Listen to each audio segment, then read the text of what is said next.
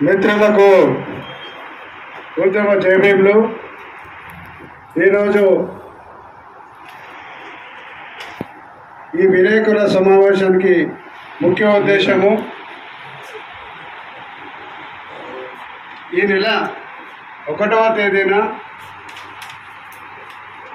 భారతదేశ అత్యున్నత న్యాయస్థానమైన సుప్రీంకోర్టులో 7 జడ్జిల ధర్మాసనం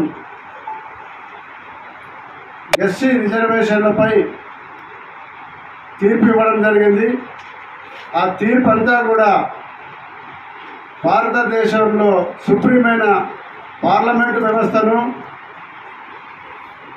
రాష్ట్రపతి అధికారాలను, రాజ్యాంగాన్ని తూట్లు పొడుస్తూ ఎస్సీ వర్గీకరణ రాష్ట్రాలు చేసుకోవచ్చనే తీర్పు ఇవ్వడం జరిగింది. ఈ తీర్పు రాజ్యాంగ వ్యతిరేక తీర్పు కాబట్టి దేశంలోని బాబాసాహెబ్ వారసులు, రాజ్యాంగ పరిరక్షకుల వ్యతిరేకతకు గురవుతున్నది.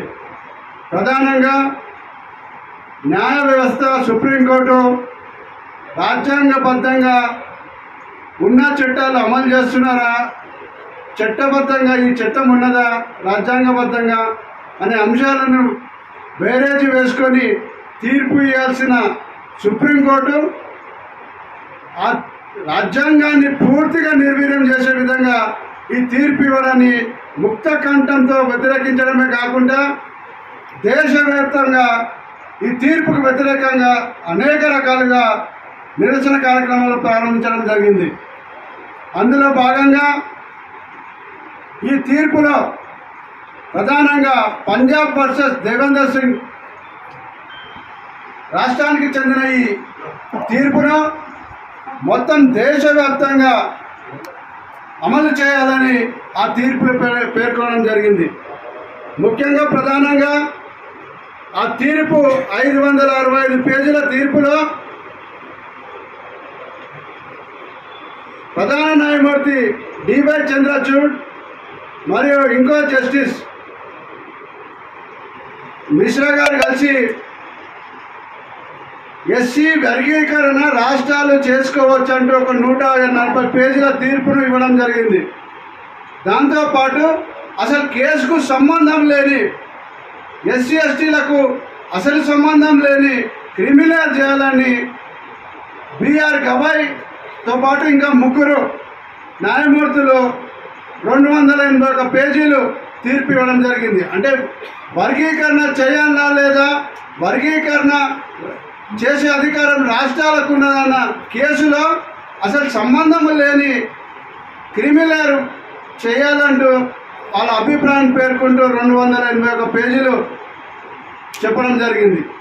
ప్రధానంగా ఈ 7 జడ్జిలలో రాజ్యాంగబద్ధంగా రాజ్యాంగాన్ని లోబడి రాజ్యాంగాన్ని గౌరవించి పార్లమెంటు వ్యవస్థను గౌరవిస్తూ ఏకైక వ్యక్తి జస్టిస్ శ్రీమతి బేలా ఎం త్రివేది గారు రాజ్యాంగబద్ధంగా ఒక 86 పేజీలతో ఇది మనకు దీని మీద రాష్ట్రాలకు పవర్స్ లేవు, కేవలం కేంద్ర ప్రభుత్వానికే, పార్లమెంటు వ్యవస్థకే, రాష్ట్రపతికి మాత్రమే దీన్ని కదిలించడం కానీ మార్పులు చేర్పులు చేసే అధికారం వాళ్ళకే ఉన్నది కాబట్టి ఎట్టి పరిస్థితులు ఇది చేయొద్దని, ముఖ్యంగా రాష్ట్రాలు చేయొచ్చు అనే ఏదైతే అభిప్రాయం ఉందో రాష్ట్రాలకు లేని అధికారాలను అంటగట్టడమే తప్ప ఇది ఎటువంటి పరిస్థితిలో రాజ్యాంగం అనుమతించని వ్యవస్థ కాబట్టి ఎట్టి పరిస్థితుల్లో రాష్ట్రాలకు అప్పగించదని గట్టిగా చెప్పి ఆ తీర్పును వ్యతిరేకిస్తూ ఆ 6 జడ్జిల తీర్పును ఆమె వ్యతిరేకిస్తూ తీర్పు ఇవ్వడం జరిగింది. అయితే బేలా త్రివేది గారి తీర్పును మొత్తం దేశవ్యాప్తంగా స్వాగతిస్తున్నారు. ఎందుకంటే ఆమె మొత్తము రాజ్యాంగబద్ధంగా ఇచ్చిన తీర్పు కాబట్టి ఆ తీర్పులోని అంశాలు 86 పేజీలు ఇవ్వడం జరిగింది. వర్గీకరణ చేయాలని 140 పేజీలు మాత్రమే ఇచ్చి 281 పేజీలు అసలు సంబంధం లేని క్రిమినల్ మీద మాట్లాడడం జరిగింది. దీన్ని తీవ్రంగా వ్యతిరేకిస్తున్నారు. అయితే ఈ 281 పేజీలు అసలు ఈ కేసుకు సంబంధం లేని తీర్పుగా మనం చెప్పుకోవాల్సిన అవసరం ఉన్నది. మిగతా పేజీలన్నీ కూడా ఈ తీర్పు యొక్క పూర్తి కన్క్లూజన్ చెప్తూ మొత్తం 565 పేజీల తీర్పు ఇవ్వడం జరిగింది. అయితే ఎప్పుడైతే ఈ తీర్పు రావడం జరిగిందో ఈ తీర్పుకు వ్యతిరేకంగా ఆ రోజే అదే పార్లమెంట్లో సుప్రీంకోర్టులో, ఎందుకంటే ఆ తీర్పు ప్రొనౌన్స్ చేసే సందర్భంలో, ప్రకటించే సందర్భంలో నేను అక్కడ తెలంగాణ రాష్ట్రం నుంచి ప్రత్యేక సాక్షిగా అక్కడ ఉండడం జరిగింది. ఇమీడియట్గా అదే రోజు దీని మీద క్షుణ్ణంగా పరిశీలించి మా సుప్రీంకోర్టు సీనియర్ న్యాయవాదులు నితిన్ మిశ్రా ఆధ్వర్యంలో దాని మీద రివ్యూ వేయాలని నిర్ణయించుకోవడం జరిగింది. దాంట్లో భాగంగా తెలంగాణ రాష్ట్రం నుంచి ఈ ఎస్సీ వర్గీకరణ తీర్పుకు సవాలు చేస్తూ మేము రివ్యూ పిటిషన్ కూడా వేయడం జరిగింది. ఇదే ఆ సుప్రీంకోర్టు తీర్పుకు వ్యతిరేకంగా రివ్యూ పిటిషన్ చేయాలని కూడా మానవ సంక్షేమ సంఘం ఆధ్వర్యంలో ఇక ఇంత పెద్ద మా ఆర్గ్యుమెంట్ అన్నీ కూడా పొందుపరిచి అక్కడ రివ్యూ పిటిషన్ అలౌ చేయడంతో రివ్యూ పిటిషన్ కూడా అలౌ చేయడం జరిగింది. ముఖ్యంగా సుప్రీంకోర్టు తీర్పులో ఆర్టికల్ 316(4) ప్రకారము మీకు అవకాశం ఉన్నదాన్ని తెలియజేసుకుంటూ రాష్ట్రాలు కూడా చేసుకోవాలని చెప్పడం జరిగింది. ఆర్టికల్ 341, 342 ఏదైతే ఎస్సీ ఎస్టీలకు సంబంధించిన ఆర్టికల్ ఉన్నాయో ఎట్టి పరిస్థితుల్లో కేవలం కేంద్ర ప్రభుత్వానికి మాత్రమే, అది కూడా రాష్ట్రపతి ఆమోదంతో చేయాల్సిన అంశాన్ని రాష్ట్రాలకు అప్పగించడం రాజ్యాంగ వ్యతిరేకమని ప్రధాన అంశాలతో మేము అక్కడ రివ్యూ పిటిషన్ ఇవ్వడం జరిగింది. అయితే ఈ రాజ్యాంగ వ్యతిరేక తీర్పు అందరికీ తెలిసిన తీర్పే. ఇది సుప్రీంకోర్టు ఇచ్చిన తీర్పు కాదు, నరేంద్ర మోడీ ఇచ్చిన తీర్పులాగా అందరం మనం గమనించాల్సిన బాధ్యత ఉన్నది. ఎందుకంటే ఈ తీర్పు వచ్చే ముందు కూడా మొదటనే ఈ విధంగా వస్తుందని భారతీయ జనతా పార్టీ నాయకులందరూ ప్రకటించడం జరిగింది. ఒక సుప్రీంకోర్టులో జరిగిన విచారణ అంశము రాబోయే తీర్పును ముందుగానే భారతీయ జనతా పార్టీ ఏ విధంగా ప్రకటించిందో దానివల్ల మనకు స్పష్టమవుతున్నది. అయితే దీని మీద రాష్ట్ర వ్యాప్తంగా కాదు దేశవ్యాప్తంగా తీవ్ర ఆందోళనలు రేగొత్తించడము, ముఖ్యంగా ఈ 21వ తారీఖు భారత్ బంద్ ప్రకటించడం జరిగింది. భీమ్ ఆర్మీ మిగతా సంఘాలు ఆ 21వ తేదీకి భారత్ బంద్కు మానవ సంక్షేమ సంఘం పూర్తిగా మద్దతునిస్తూ అది విజయవంతం కావడానికి ఈ తెలుగు రాష్ట్రాల్లో మేము ముందుండి మా కర్తవ్యంగా తీసుకొని ఆ భారత్ బంద్లో పాల్గొని విజయవంతం చేస్తామని ప్రకటిస్తున్నాం. దాంతోపాటు ఈ ఎస్సీ వర్గీకరణలో ప్రధానంగా రాజకీయ పార్టీలన్నీ కూడా స్పష్టమైన వైఖరి ప్రకటించాలి. ఇక్కడ తెలంగాణ రాష్ట్ర ముఖ్యమంత్రి నేను సుప్రీంకోర్టులో ఆ తీర్పు మొత్తం వెలువడే సందర్భంలో లోపల ఉన్నప్పుడు ఆ తీర్పు మొత్తం బయట రాకముందే అసెంబ్లీలో దాన్ని నేను అమలు చేస్తానని ప్రకటించడం నేను తీవ్రంగా వ్యతిరేకిస్తున్నాం. అసలు తీర్పే బయటికి రానప్పుడు నువ్వే విధంగా అది చేస్తావు? ఒక రాజ్యాంగబద్ధంగా పదవిలో ఉన్న రేవంత్ రెడ్డి ఆ తీర్పులో ఏముందో చూడకుండా మీరు ఎట్లా చేస్తారని నేను ప్రశ్నిస్తున్నా.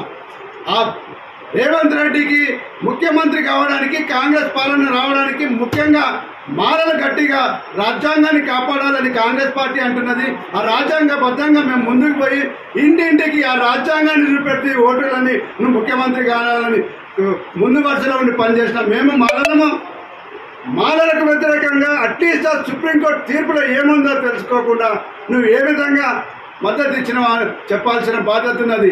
నిన్ను ఏ విధంగా గద్దెనెక్కించినామో ఇదే మాలలు అదే కృత నిశ్చయంతో నిన్ను దించి అదే కాంగ్రెస్ నుంచి ఇంకా వేరే వాళ్ళని ఎక్కించేందుకు మా ఉద్యమం ఉంటుందని తెలియజేసుకుంటున్నాను.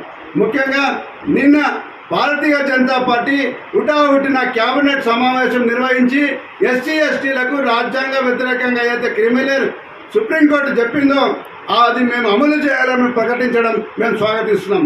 కావని ఈ రాజ్యాంగాన్ని తూట్లు పొడుస్తూ వచ్చిన తీర్పు మీద స్పష్టమైన వైఖరి నరేంద్ర మోడీని వెంటనే ప్రకటించాలి. ఎందుకంటే ఇది రాజ్యాంగ వ్యతిరేక తీర్పు. మీరు బాబాసాహెబ్ ఆలోచన విధానం రాజ్యాంగబద్ధంగా రాజ్యాంగ లోబడి అమలు చేస్తారంటున్నారు, ఆర్టికల్స్ లోబడి చేస్తారంటున్నారు కదా.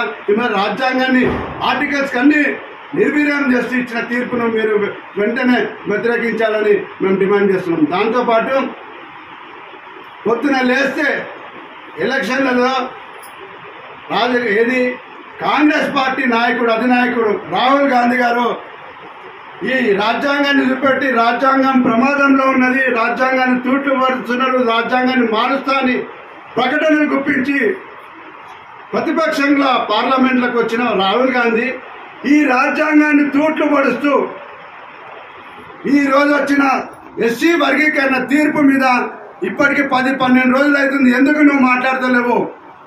చెప్పాల్సిన నైతిక బాధ్యత ఉన్నది. అంటే నీ ప్రచారం అంతా రాజ్యాంగం ప్రమాదంలో ఉన్నది, రాజ్యాంగాన్ని కాపాడాలనే ప్రకటనలు అవుతుంది. ఇవన్నీ బూటకమా? నిన్నగాక మొన్న మల్లికార్జున ఖార్గే మాట్లాడుతున్నాడు.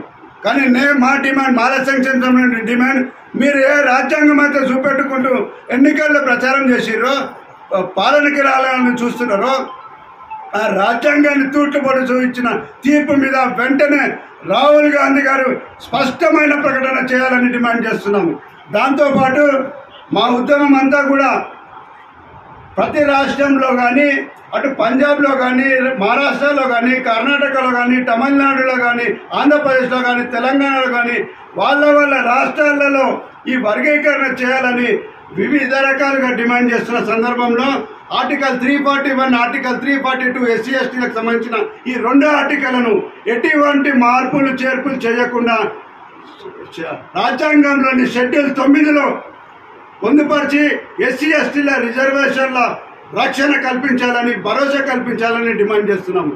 దాంతోపాటు ఈ ఎస్సీ ఎస్టీ రిజర్వేషన్ల వల్ల ఎస్సీ ఎస్టీలకు మీరు గట్టిగా సపోర్ట్ చేయకుండా ఈరోజు వ్యతిరేకించడం మేము తీవ్రంగా వ్యతిరేకిస్తున్నాము. దాంతోపాటు రేపు భారత్ బంద్లో మేము తప్పకుండా పాల్గొని పెద్ద ఎత్తున ఆ కార్యక్రమాన్ని సక్సెస్ చేస్తామని తెలియజేసుకుంటూ, రాజ్యాంగ పార్టీలన్నీ కూడా ఏ విధంగానైతే మాయావతి గారు బీఎస్పీ గారు ప్రకటన చేసిందే అదేవిధంగా స్పష్టమైన వైఖరి ప్రకటించాలి, ఈ తీర్పును వ్యతిరేకించాలి.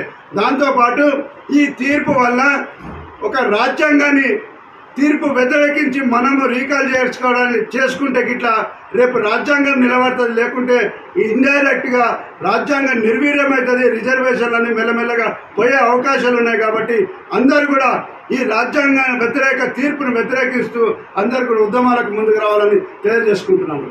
జై భీమ్, జై భారత్.